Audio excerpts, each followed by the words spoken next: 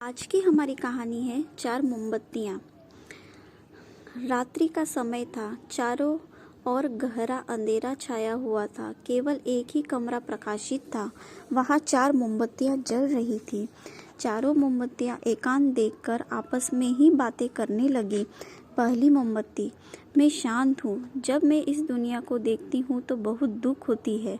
चारों ओर आपो धापी, लूट खसोट और हिंसा का बोलबाला है। ऐसे में यहाँ रहना बहुत कठिन है। मैं अब यहाँ और नहीं रुक सकती। इतना कहकर मोमबत्ती बुझ जाती है। दूसरी मोमबत्ती अपने मन की बात कहने लगी। मैं विश्वास हूँ। मुझे लगता है कि झूठ, धोखा, फरेब, बेईमानी मेरा अस्तित्व नष्ट करती जा रही है। यह स्थान अब मेरे लायक नहीं रहा। मैं भी जा रही हूँ। इतना कहकर दूसरी मोमबत्ती भी बुझ जाती है।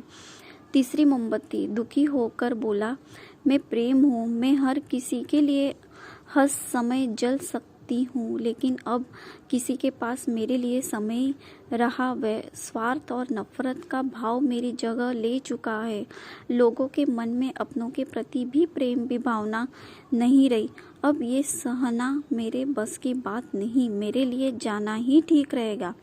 यह कहकर तीसरी मोमबत्ती भी बुझ जाती है।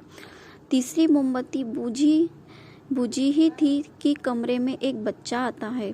मोमबत्तियों को बुझा हुआ देखकर उसे बहुत दुख होता है। उसकी आंखों से आंसू बहने लगते।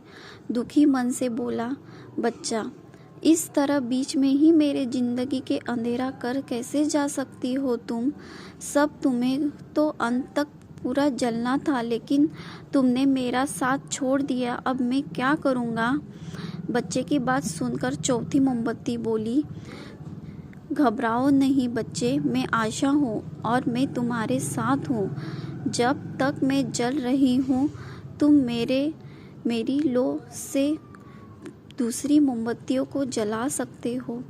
चौथी मोमबत्ती की बात सुनकर बच्चे का बल मिलता है और उसे आशा से शांति, विश्वास और प्रेम को पुनः जला लिया था। शिक्षा, मोरल ऑफ द स्टोरी। जीवन में समय एक सा नहीं रहता। कभी उलझा रहता तो कभी अंधेरा।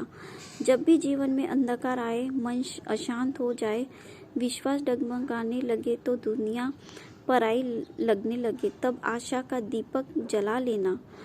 जब तक आशा का दीपक जलता रहेगा, जीवन में कभी अंधेरा नहीं हो सकता। आशा के बल पर जीवन में सब कुछ पाया जा सकता है। इसलिए आशा का साथ कभी ना छोड़ना। Thank you.